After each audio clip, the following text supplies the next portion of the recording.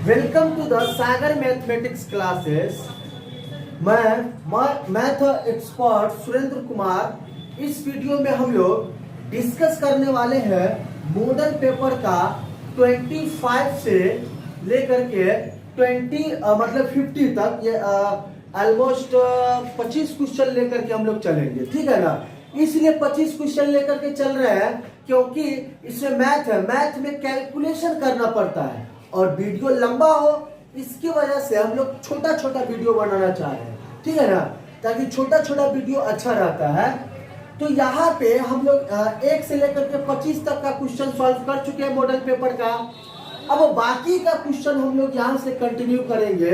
तो जितने बच्चे हम लोग ये वीडियो देख रहे हैं, अगर पहली बार आप देख रहे हैं तो इस चैनल को सब्सक्राइब करिए और जितना से हो सके जितना इस वीडियो को आप क्या कीजिए, शेयर कीजिए, ताकि अदर बच्चा भी क्या करे, इसका यूज कर सके, ठीक है ना।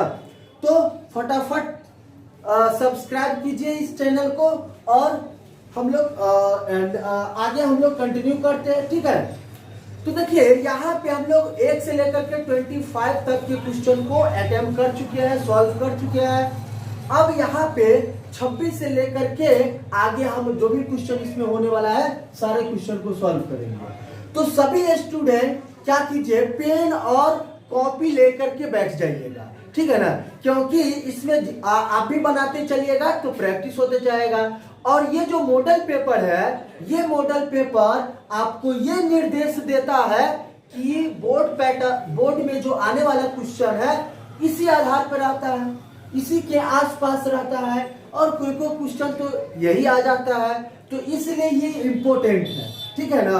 तो हम लोग चलते हैं 26 क्वेश्चन नंबर पे। तो 26 क्वेश्चन नंबर हमारा क्या कहता है कि देखिए क्वेश्चन नंबर 26 जो है उसमें थोड़ी सी गड़बड़ी है, थोड़ा सा मिस्टेक है। उस मिस्टेक को आप क्या कीजिए कि इंटीग्रेशन ऑफ क्या कि -π/2 से लेकर के π/2 तक और साइन के पावर 9x × dx, ये मेन क्वेश्चन है। और क्वेश्चन दिया क्या था कि 0 से लेकर के π/2 था, तो उसको करेक्शन कर लीजिए आप, तो ये हो जाएगा। तो जब भी ये क्या है, इंटीग्रेशन का प्रॉपर्टी पे बेस्ड क्वेश्चन है, ठीक है ना। तो क्या है, -a से लेकर के a तक जो प्रॉपर्टी रहता है तो उसमें क्या होता है, इवन ऑड चेक करना रहता है कि फंक्शन हमारा इवन है कि ऑड है, ठीक है ना। तो ये फंक्शन हो गया। तो अगर हमारे पास फंक्शन क्या हो गया, f(x) = क्या हो जाएगा, साइन के पावर में 9x, ये हमारा फंक्शन हो गया, ठीक है ना। अब इस फंक्शन को ये चेक करेंगे कि ये फंक्शन इवन है या ऑड है, ठीक है ना। तो ये फंक्शन हमारा इवन है ऑड है, कैसे चेक करते हैं, तो देखिए क्या कीजिए, x के जगह पे -x रखिए। अगर x के जगह पे -x रखिएगा तो इसको क्या आप ऐसे लिख सकते हैं, साइन x के पावर में 9 लिख सकते हैं, ठीक है ना। जैसे ही x के जगह पे -x से रिप्लेस कीजिएगा तो क्या हो जाएगा हमारा, साइन -x के पावर में कितना 9 हो जाएगा, और ये हमारा कितना हो जाएगा, साइन -θ = -sin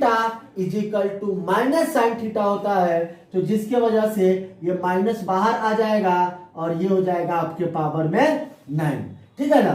और देखिए माइनस के पावर में अगर विषम संख्या यानी कि ऑड नंबर रहता है तो निगेटिव साइन ही आ जाता है, तो माइनस साइन क्या हो जाएगा, 9x, ये हो गया। और ये क्या है, ये आपका क्या है, ये fx है, तो क्या हो जाएगा, -f(x), तो ठीक है ना। तो यानी कि अगर -x के जगह पे अगर -x रिप्लेस कीजिएगा और वो -f(x) के बराबर हो गया, इसका मतलब क्या हो गया कि साइन के power 9x is odd function, क्या है, ऑड फंक्शन हो गया। तो जब जैसे ही ऑड फंक्शन होता है तो ऑड फंक्शन वाले का इंटीग्रेशन क्या होता है, 0 होता है, ठीक है ना। तो इसका इंटीग्रेशन कितना हो जाएगा, 0 के बराबर, ठीक है। तो ऑप्शन नंबर कौन हो गया, बी आपका करेक्ट हो जाएगा। ठीक है ना। आते हैं नेक्स्ट क्वेश्चन पे, फटाफट बनाइएगा आप लोग भी साथ ही साथ, ठीक है ना। तो 26 नंबर क्वेश्चन क्या कहता है कि इंटीग्रेशन cos x बाई 2 ये इंटू dx, ठीक है ना। तो integration cos x by 2 into dx, ये शॉर्ट ट्रिक के माध्यम से इसको हम लोग सॉल्व करते हैं। क्या करते हैं, cos का इंटीग्रेशन क्या होता है, माइनस साइन, ठीक है ना। तो जैसे ही आप यहां पे कीजिएगा तो cos का इंटीग्रेशन क्या हो जाएगा, साइन हो जाएगा, ठीक है ना। और साइन लिख दीजिए, जैसे साइन, और इसके अंदर में जो भी टर्म रहता है उसको हम लोग सेम टू सेम लिख देते हैं। अब बट्टा में क्या आता है, बट्टा में जो x का कोफिशिएंट यानी कि गुणांक, जो x का गुणांक होता है उसको बट्टा में लिखते हैं। अब प्लस c हो जाएगा, तो क्या हो जाएगा इसका इंटीग्रेशन, ये ऊपर चला जाएगा तो 2 और साइन x बटा 2 अब प्लस में c, ये आपका आंसर हो जाएगा। तो ये ऑप्शन नंबर किस में है आपका, देखिए जल्दी फटाफट, ये ऑप्शन नंबर बी आपको दिख रहा है। तो ये हमारा है 27 नंबर क्वेश्चन, ठीक है। नेक्स्ट हम सॉल्व कर रहे हैं, जल्दी कीजिए, अपने आप सॉल्व कीजिए। क्वेश्चन हम बोर्ड पे लिखते जाते हैं, आप उसको अपने से भी सॉल्व कर सकते हैं, ठीक है ना। तो क्या हो जाएगा, क्वेश्चन नंबर 28 हम लोग डिस्कस कर रहे हैं। बहुत टाइम का मैनेजमेंट करना है यहाँ पे। 28 नंबर क्वेश्चन क्या कहता है, बहुत अच्छा क्वेश्चन है, देखिए ध्यान से। 28 नंबर कहता है कि इंटीग्रेशन एक्स क्यूब माइनस 1 अब बटा में दिया हुआ है x square plus x plus 1 और इंटू में dx, ठीक है ना। इसका इंटीग्रेशन देखने से लग रहा है बहुत ही डिफिकल्ट क्वेश्चन है, लेकिन ये क्वेश्चन क्या है, हलवा है, ठीक है ना। देखिए कैसे इसको सॉल्व कीजिएगा, तो ये इंटीग्रेशन हो जाएगा, और इसको क्यूब लिख सकते हैं, तो a cube minus b cube, तो a cube minus b cube का फॉर्मूला लगाइए, तो वो क्या होता है x माइनस 1 और x square plus x plus 1, बस फटाफट क्वेश्चन बन गया x प्लस 1। अब देखिए ये क्वेश्चन बन गया कि नहीं। अब ये टर्म से ये टर्म कैंसल, आपका क्या हो जाएगा, integration x minus 1 into dx। अब देखिए अलग अलग इंटीग्रेशन कर दीजिए इसका, तो क्या हो जाएगा, एक्स स्क्वायर बटा 2 माइनस एक्स, ये हो जाएगा, और प्लस में क्या आ जाएगा, c। तो ये किस नंबर, ऑप्शन नंबर देखिए डी है, ऑप्शन नंबर डी में आपका ये क्वेश्चन आंसर है, ठीक है ना। अब देखिए हमारे पास कह रहा है क्वेश्चन नंबर 29 क्या कहता है, देखिए ये लैंग्वेज वाला है, हम पढ़ देते हैं। कह रहा है कि if a is equal to दिया हुआ है, ठीक है ना, if a is equal to दिया हुआ है x कोमा y, कह रहा है कि how many binary operation can be defined on this set, ठीक है ना। इस सेट में कितना नंबर्स ऑफ बाइनरी ऑपरेशन किया जा सकता है, ठीक है। तो देखिए आप एक फॉर्मूला पढ़े होइएगा वहां पे कि नंबर्स ऑफ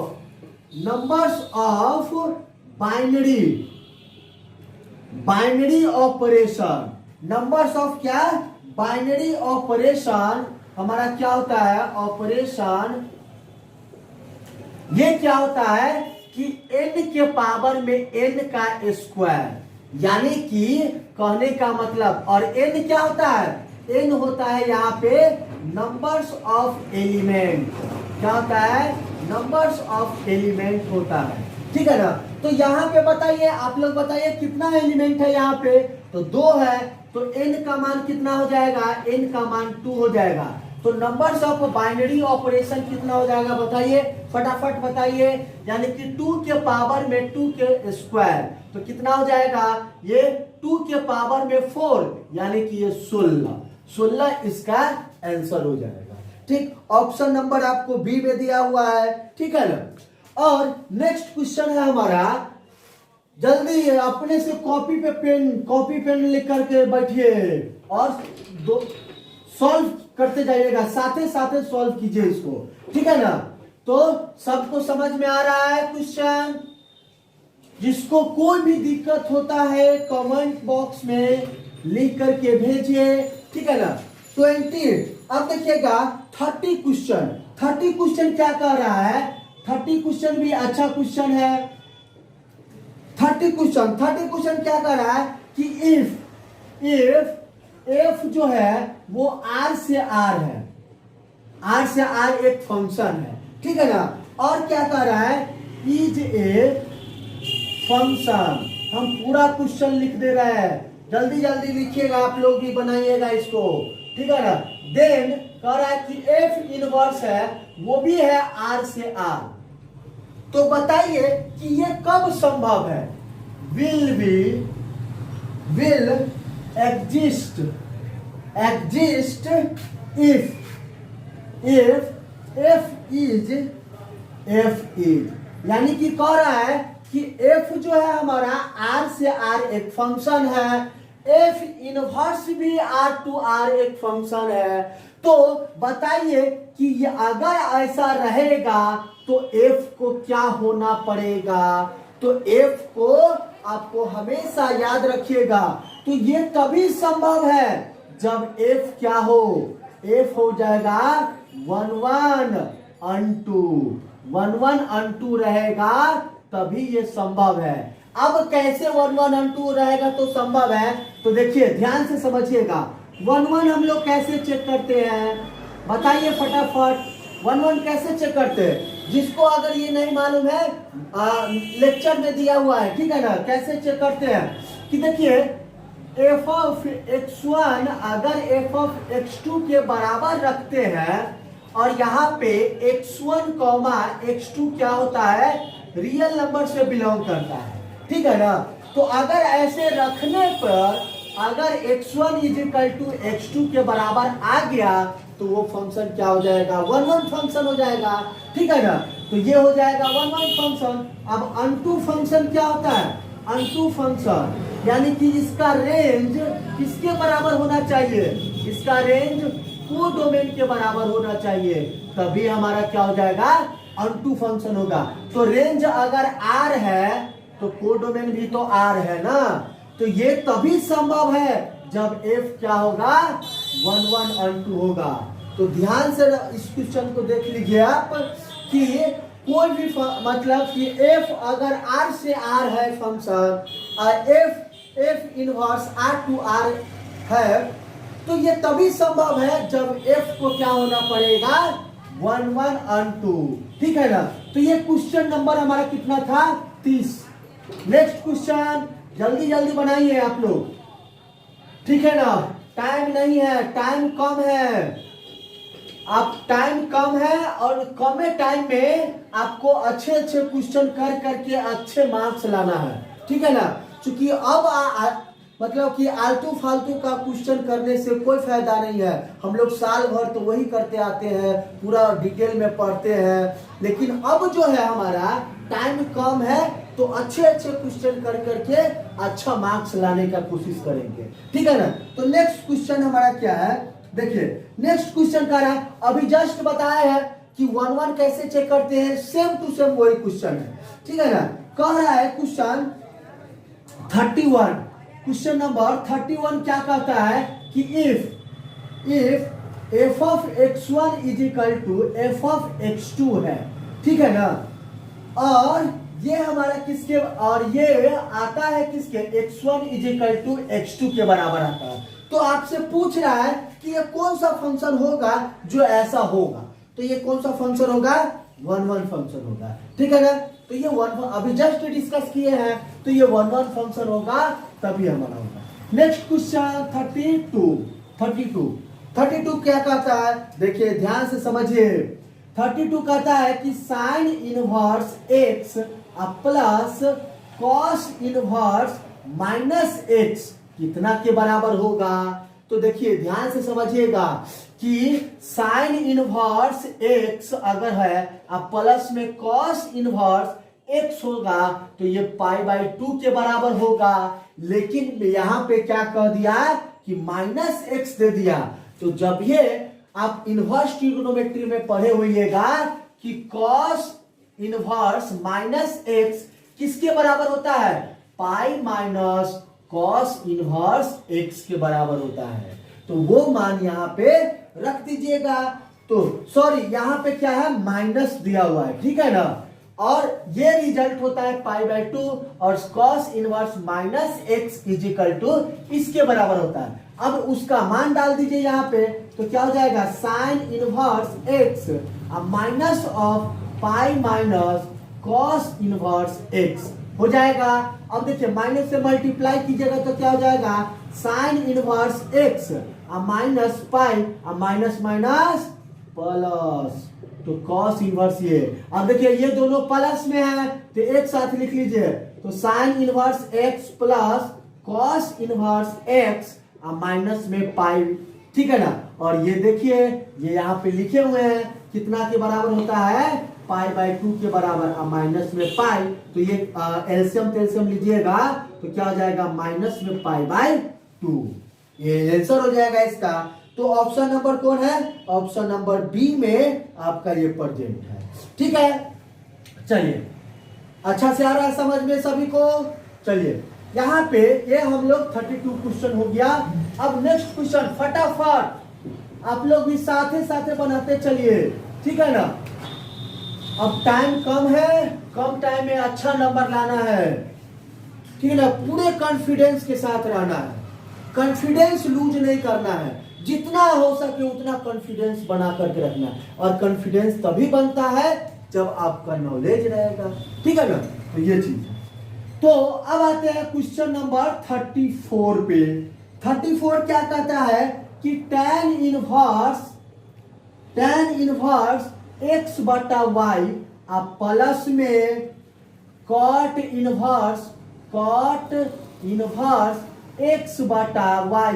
अब देखिए ये सब हम बताए हुए जिस समय इनवर्स ट्रिगोनोमेट्री पढ़ाए हैं उसी समय बताए हैं कि ये प्रॉपर्टी सब बहुत ही ज्यादा इंपॉर्टेंट है। डायरेक्टली आपको क्वेश्चन आ जाता है। देखिए कभी भी tan रहे और उसका छोटका भाई, tan का छोटका भाई कौन होता है, cot, क्योंकि tan is equal to tan x is equal to क्या होता है 1 बटा cot। तो हम लोग याद रखते हैं tan का छोटका भाई cot। तो जब भी ये दोनों इनवर्स में आए और ये सेम रहेगा तो क्या हो जाएगा, पाई बाय 2 के बराबर हो जाएगा, हमेशा याद रखिएगा। तो ऑप्शन नंबर क्या है इसका, ऑप्शन नंबर है ए, ठीक है ना। तो इसका आंसर ये हो जाएगा। अब देखिए नेक्स्ट क्वेश्चन 35 क्या कहता है, बहुत ही इजी क्वेश्चन है 35। tan इनवर्स 1 बाय 2 आप प्लस में tan इनवर्स कितना, tan इनवर्स 1 बटा 3 ये दिया हुआ है। और आपको पता होना चाहिए कि tan इनवर्स यहां पे लिख देते हैं, देखिए ध्यान से, tan inverse x plus tan inverse y क्या होता है बताइए तो फटाफट। tan inverse x plus y बटा में 1 माइनस एक्स इंटू वाई होता है। जस्ट इसी फॉर्मूला पे पुट करिए तो क्या हो जाएगा इसका रिजल्ट बताइए तो। tan इनवर्स क्या हो जाएगा 1 बटा 2 प्लस 1 बटा 3 बटा में 1 माइनस 1 बटा 2 इंटू 1 बटा 3 ये हो जाएगा। एलसीएम लीजिए तो tan इनवर्स, देखिए एलसीएम लीजिएगा तो 6 आएगा ऊपर में, 6 आएगा और यहाँ पे क्या हो जाएगा 3 प्लस 2, आप लोग कर लीजिएगा फटाफट। तो 1 माइनस क्या हो जाएगा 1 बटा 6, तो ये हो जाएगा आपको tan इनवर्स 5 बटा 6 अब बटा में एलसीएम कीजिएगा तो ये भी 5 बटा 6 आएगा, दोनों कैंसिल हो जाएगा। तो tan इनवर्स कितना 1 के बराबर, और जैसे ही tan इनवर्स 1 होता है तो ये किसके बराबर हो जाता है, पाई बाय 4 के। ये इनवर्स ट्रिगोनोमेट्री में निकालने का सिखाए हुए हैं, ठीक है ना। तो ऑप्शन नंबर बी इसका करेक्ट हो जाएगा। अब कह रहा है कि देखिए क्वेश्चन नंबर 36 बहुत ही इजी है, डिटरमिनेंट का क्वेश्चन है। क्या कह रहा है कि x 7 एक्स और एक्स ये कह रहा है, और इजिकल टू में कितना दिया हुआ है, -10 दिया हुआ है। कह रहा है कि इसमें एक्स का मान क्या होगा, ठीक है ना। तो एक्स का मान 2 क्रॉस 2 डिटर्मिनेंट है, तो क्रॉस मल्टीप्लाई माइनस में इस क्रॉस मल्टीप्लाई, तो क्या हो जाएगा एक्स स्क्वायर माइनस में 7x इजिकल टू में -10 के बराबर, और ये -10 को इधर ले लीजिए, तो क्या हो जाएगा एक्स स्क्वायर माइनस 7x, और ये क्या हो जाएगा प्लस में 10। अब ये देखिए ये द्विघातीय समीकरण आ गया, और द्विघातीय समीकरण आप लोग 9th 10th में फटाफट किए हुए हैं, बहुत सारे किए हुए हैं। तो फर्स्ट इनटू लास्ट, अब ये द्विघातीय समीकरण कैसे सॉल्व होगा, तो फर्स्ट इनटू लास्ट वाले प्रोसेस पे इन दोनों का मल्टीप्लाई, यानी कि बीच वाला को इस तरह से तोड़ना है कि मल्टीप्लाई करने पे इन दोनों के बराबर आ जाए, और जोड़ने या घटाने पे इसके बराबर आ जाए। तो देखिए एक्स स्क्वायर माइनस में 5x माइनस में कितना 2x लेंगे, तो ये आ जाएगा कि नहीं, देखिए तो यहां से इन दोनों में क्या कर लीजिए, x कॉमन ले लीजिए, तो x कॉमन लीजिएगा तो x माइनस 5, और इसमें से -2 कॉमन लीजिएगा तो x माइनस कितना हो जाएगा 5, तो ये 0 के बराबर, तो x माइनस 5 दोनों में कॉमन है, तो बच क्या गया x minus 2 is equal to 0। अब देखिए दोनों को 0 के बराबर करिए बारी बारी से, तो x इज इक्वल टू क्या आ जाएगा 2 और 5 आ जाएगा। तो ऑप्शन नंबर में देखिए फटाफट, ऑप्शन नंबर ए आपका यहाँ पे दिया हुआ है, ठीक है ना। तो ये हमारा क्या है कि 36 तक हम लोग डिस्कस कर लिए हैं। आगे बढ़ते हैं, जल्दी से आप लोग क्या कीजिए, ताले मिटा रहे हैं, ताले इसको बनाइए, जो जो क्वेश्चन लिखते थे बोर्ड पे साथे साथे बनाते चलिए, ठीक है ना, तो मजा आएगा क्लास के, ठीक है ना। तो यहाँ पे देख रहे हैं कितना इजी क्वेश्चन है, और यहाँ पे हम जो सॉल्व करते हैं ना तो थोड़ा टाइम लेता है, आप लोग सॉल्व कीजिएगा तो इतना स्टेप बाय स्टेप सॉल्व करने की जरूरत नहीं है, ठीक है ना। नेक्स्ट क्वेश्चन क्या कहता है कि the value of determinant having 2 colon identical. देखिए डिटर्मिनेंट का प्रॉपर्टी है डायरेक्टली कि किसी भी डिटर्मिनेंट का अगर कोई भी 2 रो या 2 कॉलम आइडेंटिकल है, आइडेंटिकल मतलब समान है, तो उस डिटर्मिनेंट का मान 0 होता है। कैसे, देखिए यहाँ पे अगर x है, ये y है, और ये क्या है z है, यहाँ पे 2 4 6 है, और ये क्या है x y z है। तो इस डिटर्मिनेंट को देखते ही आपको क्या करना है, 0 आंसर दे देना है। क्यों, क्योंकि पहला रो और दूसरा रो क्या है, आइडेंटिकल है कि नहीं, समान है, समान। कितना बच्चा क्या कहता है, कंफ्यूज हो जाता है कि आइडेंटिकल कैसे देखे, अगर इसको अदला बदली कर दे तो क्या आइडेंटिकल रहेगा, नहीं, ये अगर हम अदला बदली कर दे यानी कि y और x कर दे तो ये आइडेंटिकल नहीं है। आइडेंटिकल को देखने के लिए क्या करना पड़ेगा आपको कि x और y यानी कि यहाँ और यहाँ वाला दोनों सेम होना चाहिए, ये सब सेम होना चाहिए, तब ये इस डिटर्मिनेंट का मान क्या होगा, 0 के बराबर। या तो कोई भी 2 रो या कोई भी 2 कॉलम अगर आइडेंटिकल है तो उस डिटर्मिनेंट का मान कितना होगा, 0 के बराबर। ठीक है, ये क्वेश्चन नंबर हमारा कितना है, क्वेश्चन नंबर है 37, ठीक है ना। अब देखिए बहुत ही आसान क्वेश्चन है, देखने से लगेगा आपको काफी डिफिकल्ट क्वेश्चन, लेकिन देखिए एक तरीका से ट्रिक के माध्यम से ऑब्जेक्टिव क्वेश्चन जितना भी है, जितना शॉर्ट हो सके उतना शॉर्ट से बनाइए, ठीक है ना। तो देखिए 38वां क्वेश्चन क्या कहता है कि 2x प्लस 1 और 2x प्लस में 2 और 2x प्लस में 3 ये है, और 2x प्लस में 2 और 2x प्लस 3 और 2x प्लस 4 ये है, और 2x प्लस a और 2x प्लस b और 2x प्लस c ये है। कह रहा है कि इस डिटर्मिनेंट का मान निकालिए, ठीक है ना। और एक बात और कहा हुआ है कि ए और बी सी किसमें है, समांतर श्रेणी में, यानी कि एपी में है, तो इस डिटर्मिनेंट का मान निकालिए। देखने में कितना डिफिकल्ट लग रहा है ना, लग रहा है कि पूरे पहाड़े हैं ये, ठीक है ना, बहुत बड़ा क्वेश्चन लग रहा है, लेकिन ये क्वेश्चन हलवा है। हलवा क्या है कि जब भी अगर A B C A B में है, इसका मतलब क्या हुआ कि इसका डिफरेंस कितना, सेम होगा, यानी कि ए माइनस बी माइनस ए बराबर होगा सी माइनस किसके, बी के, होगा कि नहीं? क्यों? क्योंकि जैसे अगला टर्म माइनस पिछला टर्म करते हैं तो ये क्या मिलता है, डी मिलता है, और ये भी अगला टर्म माइनस पिछला टर्म, यहाँ पे सी माइनस अगला टर्म माइनस पिछला टर्म, ये हो जाएगा, तो ये भी डी मिलेगा, और दोनों डी क्या होगा, सेम होगा। तो देखिए इस तरह के क्वेश्चन को सॉल्व करने का ट्रिक क्या है, तरीका क्या है कि अगर ये सेम रहे, ये सब सेम रहे और ये सब सेम रहे, तो क्या ये सब कोई प्रभाव डालेगा, कोई प्रभाव नहीं डालेगा। अगर ये सब सेम रहे और इसका अंतर सेम रहे, देखिए 2 में से 1 जाएगा तो 1, 3 में से 2 जाएगा तो 1, अंतर सेम है कि नहीं, अंतर सेम है, इसका अंतर सेम रहेगा तो इसका भी अंतर सेम होगा, क्यों? क्योंकि ये एपी में है तो अंतर सेम होगा। तो इस तरह के डिटर्मिनेंट को सॉल्व करने के लिए ये चीज देखना है कि अगर ये और ये सब सेम है तो इसका भी अंतर सेम है, ठीक है ना, तो ये इस डिटर्मिनेंट का मान क्या होगा, 0 के बराबर, ठीक है ना।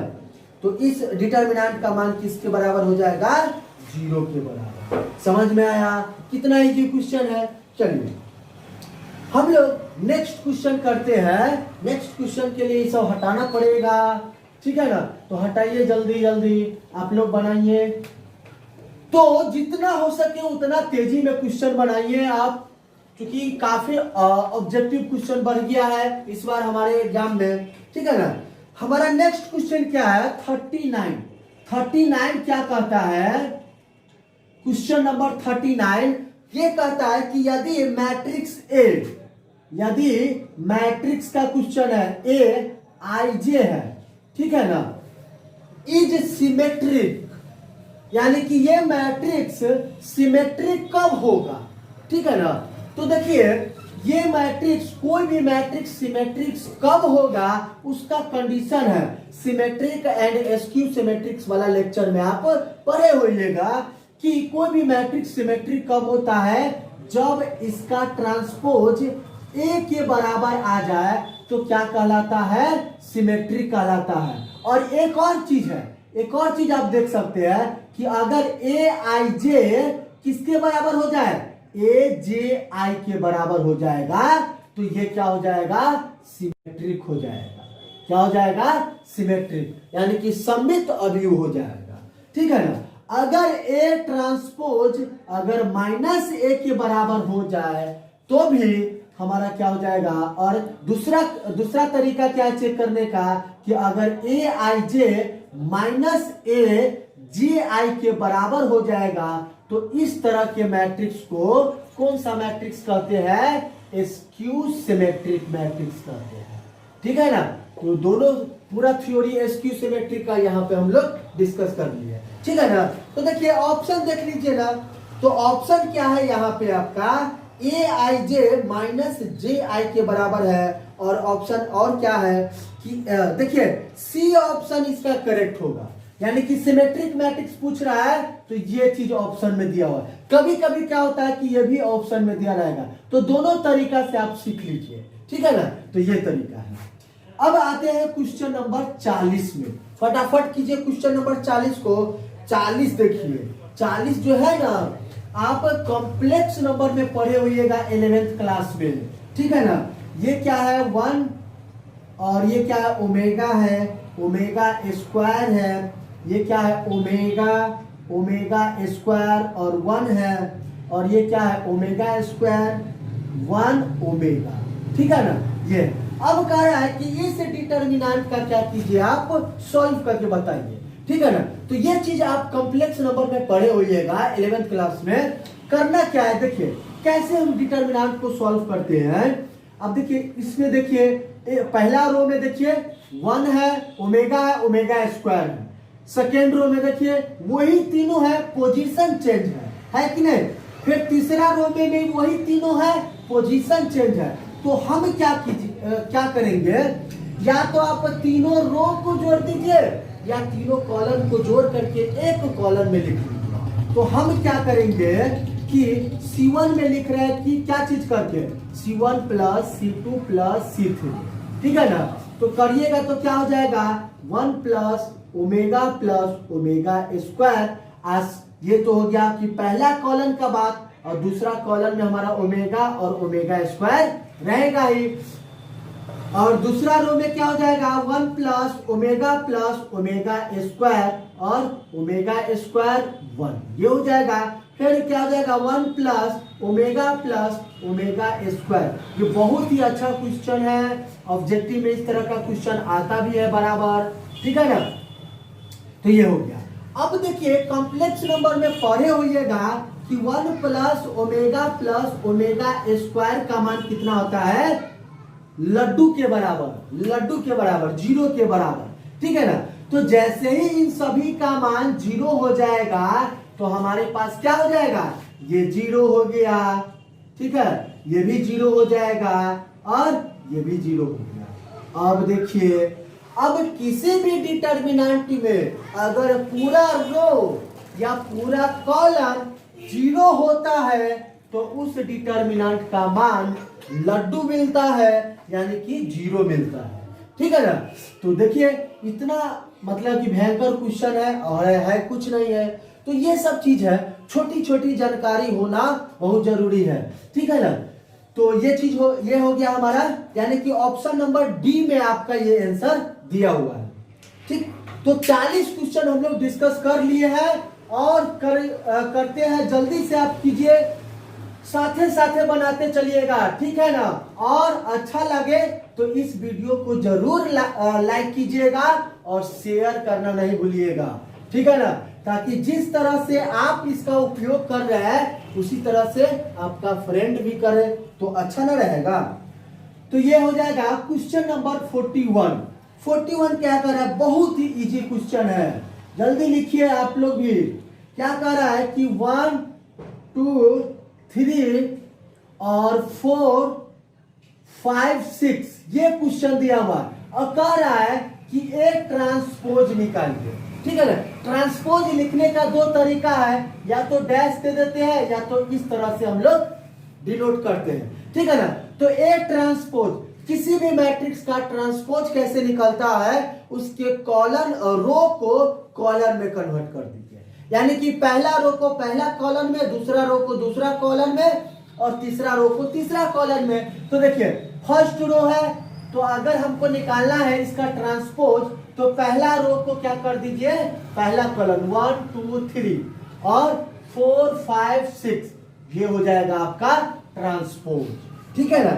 तो ऑप्शन नंबर कौन में है देख लीजिए फटाफट, ये ऑप्शन नंबर सी में आपको मिल रहा है। तो देख रहे हैं कितना इजी क्वेश्चन है। चलिए क्वेश्चन नंबर आते हैं 42 पे। 42 भी आपका मतलब कि लैंग्वेज वाला क्वेश्चन है, तो हम पढ़ देते हैं, ठीक है ना।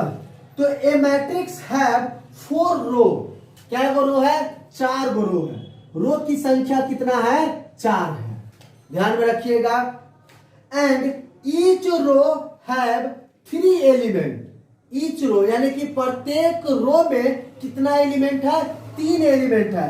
तो then the order of a matrix क्या होगा, यानी कि आपके पास नंबर्स ऑफ रो कितना है, 4 रो है। तो देखिए 1 रो 2 रो 3 रो 4 रो, तो 4 रो हो गया। अब प्रत्येक रो में कितना एलिमेंट कह रहा है, ये 3 एलिमेंट कह रहा है। तो 3 एलिमेंट, 1 एलिमेंट, 2 एलिमेंट, 3 एलिमेंट, तो प्रत्येक रो में 3 एलिमेंट है। तो बताइए इस मैट्रिक्स का ऑर्डर क्या होगा। तो कितना रो है, तो रो पहले लिखाता है और कॉलम बाद में लिखाता है। तो क्या हो जाएगा, ऑर्डर क्या हो जाएगा इसका, 4 × 3, ठीक है। तो ये कहां पे दिया हुआ है, पहले ऑप्शन में आपका, 4×3। तो 42 क्वेश्चन डिस्कस हो गया। जल्दी जल्दी कीजिए, आप लोग भी बनाइए और इसको ध्यान में रखिएगा, ठीक है ना। तो बहुत ही हम लोग को क्वेश्चन सॉल्व करना है। अब आते हैं क्वेश्चन नंबर 43। 43 क्या कर रहा है, देखिए इसको भी ट्रिक के माध्यम से निकालिएगा। ये कह रहा है कि 1 1 1 1 1 1 1 1 1 ये क्वेश्चन है। अब पूछ रहा है आपसे ए स्क्वायर क्या होगा। अरे भाई ए स्क्वायर क्या होगा, क्या हम इसको ऐसे नहीं लिख सकते हैं ए इंटू ए। जैसे ही आप लिखिएगा ऐसे ऐसे और मल्टीप्लाई कीजिएगा, पूरा मल्टीप्लाई करने की जरूरत नहीं है। देखिए हम कैसे बनाते हैं, उसी तरह से बनाना है। अब देखिए एक के मल्टीप्लाई कीजिए पहले। तो मल्टीप्लिकेशन कैसे करते हैं हम लोग कि पहला रो को पहला कॉलम से, तो 1 के साथ 1 को तो 1, अब फिर 1 के साथ 1 को तो प्लस में 1, फिर 1 हो जाएगा प्लस में 1। तो ये कितना आ रहा है, 3 आ रहा है। तो प्रत्येक एलिमेंट में कितना आएगा, 3 3 3 और 3 3 आएगा कि नहीं। आप देख लीजिए ये 3 आएगा। तो क्या हम 3 कॉमन ले सकते हैं प्रत्येक में से, और तो हमारा कितना मिल जाएगा, 1 1 1 मिलेगा कि नहीं। ये 1 1 1 1 1 1 1 1 1 ये मिलेगा। तो ये क्या हो जाएगा, 3 इंटू ए होगा कि नहीं। तो बहुत ही आपको सबको मल्टीप्लाई करने की जरूरत नहीं है, एगो कीजिए उसी तरह से सब आ जाएगा। तो ये हमारा 43 क्वेश्चन था। अब देखिए 44 क्या कहता है, ये भी क्वेश्चन आपका क्या है, डिटर्मिनेंट का है कि A इज इक्वल टू दिया हुआ है मैट्रिक्स, क्या दिया हुआ है 1 2 4 3 ये दिया हुआ। अब ऑप्शन क्या कह रहा है, ये ऑप्शन कह रहा है कि A determinant is equal to 0। पहले का ऑप्शन है तो चेक करते हैं। तो इसका डिटर्मिनेंट निकालिए, कितना 3 में से 8 जाएगा तो ये कितना आ जाएगा, -5। ये माइनस, क्या डिटर्मिनेंट 0 है, नहीं, ऑप्शन ए खत्म। दूसरा ऑप्शन क्या कर रहा है कि ए इनवर्स एग्जिस्ट होगा। भाई ए इनवर्स तभी एग्जिस्ट होता है जब किसी भी मैट्रिक्स का डिटर्मिनेंट 0 के बराबर नहीं हो, तो हमारा क्या हो जाएगा, ए इनवर्स एग्जिस्ट करेगा, ठीक है ना। तो क्या यहाँ पे ए डिटर्मिनेंट 0 है, नहीं है ना। तो क्या हो जाएगा, ए इनवर्स एग्जिस्ट करेगा कि नहीं करेगा, ठीक है ना। तो ये हमारा बी ऑप्शन करेक्ट हो जाएगा, ठीक। अब आते हैं, जल्दी जल्दी कीजिए क्वेश्चन। तो ये बहुत ही इजी क्वेश्चन सब है, आप बनाते चलिए इसको साथे साथे। अब देखिए हमारा नेक्स्ट क्वेश्चन आता है, ये वेक्टर से है। और वेक्टर में आपका जितना भी थ्योरी पार्ट है ना, ठीक है ना, वो सब काफी इंपॉर्टेंट होता है। थ्योरी पार्ट से ही ऑब्जेक्टिव क्वेश्चन बनता है। तो जितना भी वेक्टर में क्रॉस प्रोडक्ट है, डॉट प्रोडक्ट है, क्रॉस प्रोडक्ट, परपेंडिकुलर, अगर दो वेक्टर परपेंडिकुलर है तो क्या होगा, डॉट प्रोडक्ट, ठीक है ना। तो ये सब चीज आपको याद रहना चाहिए, ठीक। नेक्स्ट क्वेश्चन है क्वेश्चन नंबर 45। 45 क्या कर रहा है कि के वेक्टर क्रॉस में के वेक्टर, तो क्रॉस प्रोडक्ट है, क्रॉस प्रोडक्ट में किसको याद करते हैं, साइन थीटा को। देखिए दोनों सेम है, तो साइन थीटा जब ये आएगा ना, तो देखिए क्रॉस प्रोडक्ट क्या होता है, a vector cross B vector क्या होता है, ए वेक्टर का मैग्नीट्यूड बी वेक्टर का मैग्नीट्यूड और साइन थीटा आता है। और एनकैप जो होता है ना, वो डायरेक्शन बताता है, वो वेक्टर को मतलब वेक्टर बता देता है, ठीक है ना। तो वो डायरेक्शन, और ये और एनकैप जो होता है वो यूनिट वेक्टर होता है, इसलिए हम लोग इसको नहीं लिखते हैं। तो ये हो गया। अब देखिए अब दोनों सेम है, अगर दोनों सेम रहेगा, दोनों वेक्टर सेम रहेगा, तो दोनों के बीच का एंगल कितना हो जाएगा, 0 डिग्री। तो साइन 0 कितना होता है, 0। तो ये पूरा क्वांटिटी क्या, 0। तो इसका आंसर क्या हो जाएगा, 0 के बराबर, ठीक है ना। तो ऑब्जेक्टिव क्वेश्चन है, फटाफट इसको बनाते चलिए। नेक्स्ट क्वेश्चन हमारा क्या है, अब देखिए नेक्स्ट क्वेश्चन कहता है कि के वेक्टर डॉट प्रोडक्ट आ गया आई वेक्टर के साथ, ठीक है ना, कि के वेक्टर और डॉट प्रोडक्ट क्या है, आई वेक्टर के साथ। अब देखिए ये दोनों क्या है, अब आई वेक्टर क्या एक्स एक्सेस का यूनिट वेक्टर होता है और के वेक्टर किसका होता है, जेड एक्सेस का यूनिट वेक्टर। तो एक्स एक्सेस और जेड एक्सेस दोनों एक दूसरे के परपेंडिकुलर होता है। और डॉट प्रोडक्ट में किसको याद करते हैं, ये बोलो ना, डॉट प्रोडक्ट में किसको याद करते हैं, कॉस को। तो ए मैग्नीट्यूड बी का मैग्नीट्यूड और कॉस थीटा, ये हो जाएगा। तो अब देखिए दोनों एक दूसरे के परपेंडिकुलर है, तो दोनों के बीच का एंगल कितना होगा, 90 डिग्री। और 90 डिग्री एंगल होगा तो cos 90 डिग्री कितना होता है, 0 के बराबर होता है। तो ये 0 के बराबर आ जाएगा, ठीक है ना, ये पूरा 0 हो जाएगा। ठीक, तो ये हो जाएगा, समझ में आ रहा है। अब देखिए कह रहा है कि ए वेक्टर, क्वेश्चन नंबर 47, ध्यान से देखिएगा, ए वेक्टर, बी वेक्टर और सी वेक्टर, ये तीनों वेक्टर जो है ना विल बी कोप्लेनर इफ, अगर ये तीनों वेक्टर कोप्लेनर होता है तो हमारा क्या होता है, इसका रिजल्ट क्या होता है, a vector dot B vector cross c vector. तो ये सब आप वेक्टर के लेक्चर में देख सकते हैं, ठीक है ना। तो अगर जिसको नहीं ये सब आता है वो वेक्टर का लेक्चर देखे, ठीक है। तो ये सब हो गया हमारा। तो ये ऑप्शन नंबर किस में है, ये ऑप्शन नंबर बी में दिया हुआ है, ठीक है ना। नेक्स्ट क्वेश्चन देखते हैं हम लोग जल्दी जल्दी। ये तीनों क्वेश्चन वेक्टर का है। तो वेक्टर से भी बहुत ऑब्जेक्टिव क्वेश्चन आता है, और खास करके ऑब्जेक्टिव क्वेश्चन जितना भी होता है ना, सारे के सारे कहां से, थ्योरी पार्ट से होता है, कंसेप्ट से होता है, ठीक है ना। नेक्स्ट क्वेश्चन हमारा है 48, ठीक है, 48 क्वेश्चन है। 48 क्वेश्चन में क्या कर रहा है, टू वेक्टर दिया हुआ है। मान लीजिए कि वो क्या है, ए वेक्टर है। A vector is equal to क्या है कि 2i कैप और प्लस में 5j कैप और प्लस में k कैप, ये दिया हुआ है। एंड दूसरा वेक्टर हमारा क्या है, बी वेक्टर, वो क्या दिया हुआ है, 3i कैप और माइनस में 2j कैप और प्लस में 4k कैप, ठीक है ना।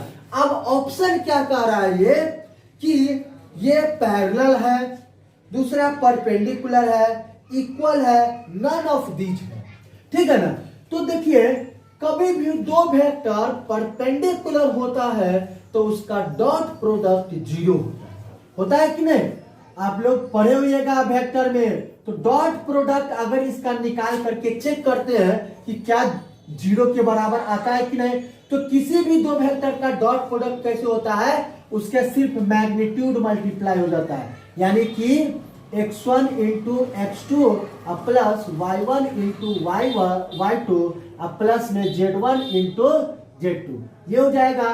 तो x1 कितना है, 2 इंटू 3 प्लस 5 इंटू माइनस में 2 प्लस 1 इंटू 4, तो कितना हो जाएगा, ये 6 और ये क्या हो जाएगा, -10 और ये 4, देख रहे हैं 0 आ रहा है। तो डॉट प्रोडक्ट 0 है, इसका मतलब क्या हुआ कि ए वेक्टर और बी वेक्टर क्या है, परपेंडिकुलर है। तो ऑप्शन नंबर कहां पे है, ये बी ऑप्शन नंबर करेक्ट होगा, ठीक है ना। तो ये 48 नंबर क्वेश्चन था। चलिए अब आते हैं, ये भी क्वेश्चन बहुत ही इंपॉर्टेंट क्वेश्चन है, 49 जो दिया हुआ है, ठीक है ना। और ये आपको एनसीईआरटी में भी है, ये क्वेश्चन क्या है, एनसीईआरटी में भी दिया हुआ है, ठीक है ना। 49 क्वेश्चन क्या है, फटाफट लिखिए, साथ ही साथ बनाते चलिएगा। क्या दिया हुआ है कि a vector plus B vector plus c vector किसके बराबर दिया हुआ है, 0 के बराबर। और ए वेक्टर का मैग्नीट्यूड भी दिया हुआ है कितना, ए वेक्टर का 3 है और बी वेक्टर का मैग्नीट्यूड दिया हुआ है कितना, 4 और सी वेक्टर का मैग्नीट्यूड दिया हुआ है 5। तो आपको कह रहा है कि a vector dot B vector plus B vector dot C vector plus c vector dot A vector, इसका मान निकालने के लिए बोल रहा है, ठीक है ना। तो क्या कीजिए, आप इसका होल स्क्वायर कर दीजिए, ठीक है ना। तो क्या हो जाएगा, ए vector plus B vector plus में सी वेक्टर का होल स्क्वायर कीजिएगा दोनों तरफ, तो इधर तो 0 ही होगा, और इधर कीजिएगा तो क्या हो जाएगा, ए वेक्टर का मैग्नीट्यूड का स्क्वायर प्लस बी वेक्टर का मैग्नीट्यूड का स्क्वायर और प्लस में सी वेक्टर के मैग्नीट्यूड का स्क्वायर और plus 2 into A vector dot B vector और प्लस में बी वेक्टर डॉट सी वेक्टर और प्लस में सी वेक्टर डॉट ए वेक्टर। ये और इजिकल टू में किसके बराबर है? 0 के बराबर। इन सभी का मान दिया हुआ है तो क्या हो जाएगा 3 का स्क्वायर 9 प्लस 4 का स्क्वायर कितना 16 प्लस 5 का स्क्वायर 25 अब प्लस में 2 इंटू ये पूरा का पूरा आ जाएगा। ठीक है ना? तो देखिए इन सभी को जोड़िएगा तो कितना आ जाएगा, जोड़िए फटाफट। ये एक कितना हो जाएगा आपको, ये हो जाएगा 15 20 20 के 0 हाथ में 2 3 4 40 आ रहा है ना 40। ये हो जाएगा 15 15 15 5 20 20 के 2 और ये हो जाएगा 3, ये 50 हो जाएगा, सॉरी ये 50 हो जाएगा। अब प्लस में 2 इंटू ये पूरा का पूरा a vector dot B vector plus B vector dot C vector plus में सी वेक्टर डॉट ए वेक्टर, ये आ जाएगा इजिकल टू 0। ये 50 को उधर भेज दीजिए तो क्या आ जाएगा 2 है हमारे मल्टीप्लीकेशन में a vector dot B vector plus में बी वेक्टर डॉट सी वेक्टर प्लस में सी वेक्टर डॉट ए वेक्टर और ये कितना आ जाएगा -50। ये 2 से कटेगा तो कितना आ जाएगा -25 के बराबर आएगा कि नहीं? और यही चीज आपको निकालना तो किसमें होता है, किसमें है? ये ऑप्शन नंबर बी है कि नहीं? इजी क्वेश्चन, ये थोड़ा सा मतलब कि अच्छा क्वेश्चन भी है। चलिए हम लोग नेक्स्ट देखते हैं, साथे साथे बनाते चलिएगा तो मजा आएगा। ठीक है ना? और जिसको भी थोड़ा भी डाउट आ रहा है कोई भी क्वेश्चन में तो वो सिर्फ क्वेश्चन नंबर खाली लिख करके कमेंट कर देना। ठीक है ना? हम उसको नेक्स्ट वीडियो में फिर से उसको समझाएंगे। ठीक है? अब देखिए आपको दिया हुआ है 50वां क्वेश्चन 50। ठीक है ना? ये क्या कह रहा है कि ये बॉक्स जो लिखा हुआ है ना, ये बॉक्स क्या होता है, इस बॉक्स का मतलब है डिटर्मिनेंट और डिटर्मिनेंट का मतलब क्या, क्रॉस प्रोडक्ट। ठीक है ना? तो देखिए बी क्रॉस बी 0 होगा। क्यों? क्योंकि दोनों के एंगल के बीच कितना होगा 0 डिग्री होगा, दोनों के एंगल के बीच 0 डिग्री तो साइन 0 डिग्री कितना हो जाएगा 0, तो ये 0 हो जाएगा, तो ये 0 हो जाएगा और इसके साथ ये हो जाएगा तो ये क्या हो जाएगा 0। इसका आंसर क्या हो जाएगा 0। ठीक है? अब आते हैं क्वेश्चन नंबर 51 देखिए बहुत ही इजी क्वेश्चन है। कह रहा है कि ए वेक्टर पैरेलल है बी वेक्टर का। ठीक है ना? तो ए वेक्टर पैरेलल है बी वेक्टर का तो कब होगा पैरेलल है? अच्छा चलिए पैरेलल है तो ऑप्शन देखिए ना, ऑप्शन कह रहा है कि ए क्रॉस बी आई कैप होगा, ए क्रॉस बी 0 के बराबर होगा। तो देख लीजिए क्रॉस प्रोडक्ट। ठीक है ना? तो दोनों का हमारे पास क्या है, a vector cross B vector क्या होता है, ए वेक्टर का मैग्नीट्यूड और बी वेक्टर का मैग्नीट्यूड और साइन थीटा आता है। ठीक है ना? और दोनों वेक्टर अगर पैरेलल है तो थीटा कितना हो जाएगा भाई, थीटा तो 0 डिग्री के बराबर आएगा कि नहीं? 0 डिग्री जैसे ही आएगा तो साइन 0, तो इन सभी भाइयों को 0 बनाएगा तो क्रॉस प्रोडक्ट क्या हो जाएगा 0 के बराबर। तो ए क्रॉस बी किसके बराबर आ जाएगा 0 के बराबर। ठीक है ना? तो अगर दो वेक्टर पैरेलल होता है तो क्रॉस प्रोडक्ट 0 होता है, दो वेक्टर परपेंडिकुलर होता है तो डॉट प्रोडक्ट 0 होता है। ठीक है ना? ये याद रखिएगा। क्वेश्चन नंबर आते हैं जल्दी फटाफट 52 पे। 52 हमारा क्या कहता है कि equation of a plane in the normal form. ये आप 3D में पढ़े होइएगा। 3D में सबसे पहला टॉपिक है नॉर्मल फॉर्म इक्वेशन का। तो वेक्टर फॉर्म भी होता है और कार्टेशियन फॉर्म भी होता है।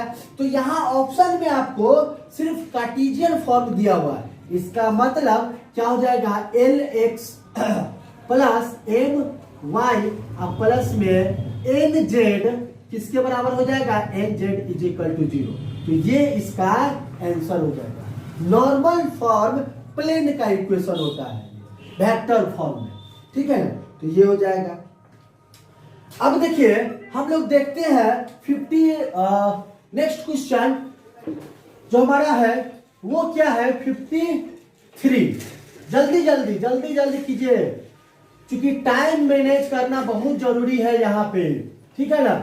तो हमारे पास क्या है नेक्स्ट क्वेश्चन है, ये क्या कर रहा है कि if the direction cosine of the two lines are L1 M1 N1 and L2 M2 N2, ये दोनों क्या है डायरेक्शन कोसाइन है, then the cosine of the angle between them क्या होगा। तो देखिए cos theta is equal to क्या होता है L1 L2 plus M1 M2 plus में N1 N2, ये हो जाता है, ठीक है ना।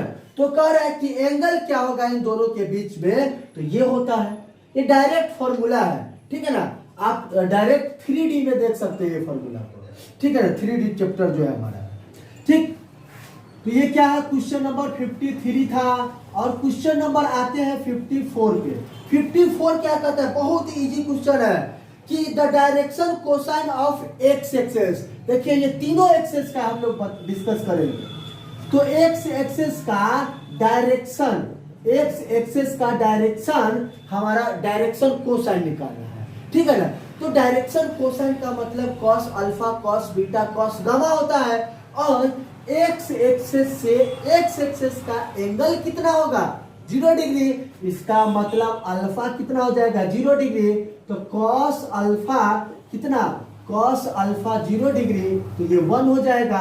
अब बाकी कितना 90 डिग्री रहेगा, तो क्या हो जाएगा कॉस बीटा मतलब 0 डिग्री, 90 डिग्री है बीटा का मान, बीटा कितना हो जाएगा 90 डिग्री, तो कॉस 90 डिग्री 0, गामा भी हो जाएगा 90 डिग्री, तो ये भी 0 हो जाएगा। तो कॉस गामा कितना हो जाएगा हमारा 0, तो क्या हो जाएगा 1 0 0, ठीक है ना। इसी प्रकार से आप y अक्ष के भी निकाल सकते हैं, y एक्सेस का भी निकाल सकते हैं, ठीक है ना। तो y एक्सेस में कौन आता है बीटा, तो बीटा अब 0 हो जाए, ठीक है ना। मतलब अगर सिंपल वे में याद रखना है तो जिस एक्सेस के बोलेगा ना उस एक्सेस में 1 लगा देना है, बाकी 0 लगा देना है। तो y अक्ष के क्या हो जाएगा 0 1 0, और z एक्सेस के क्या हो जाएगा 0 0 1, ये है। तो तीनों एक्सेस के है, आपका जो क्वेश्चन है ये है, ठीक है ना। तो हम लोग तीनों एक्सेस का डिस्कस कर लिए। तो आज का जो हमारा वीडियो है मतलब कि यहीं तक रहेंगे 54। बाकी का जो क्वेश्चन रह गया वो नेक्स्ट वीडियो में हम लोग कंटिन्यूअस चलते रहेगा, ठीक है ना। और यहाँ पे हम लोग सब्जेक्टिव क्वेश्चन का भी डिस्कस करेंगे, यानी कि फुल्ली मॉडल सेट का धमाधम उड़ा देना, ठीक है ना, गर्दा उड़ा देना है मॉडल सेट के। तो अगर ये पहली बार आप वीडियो देख रहे हैं ना तो इस वीडियो को आप करिए जल्दी से जल्दी, क्या कीजिए शेयर कीजिए, जितना भी दोस्त है सभी दोस्तों में भेजिए इस वीडियो को, ठीक है। तो thanks for watching this video.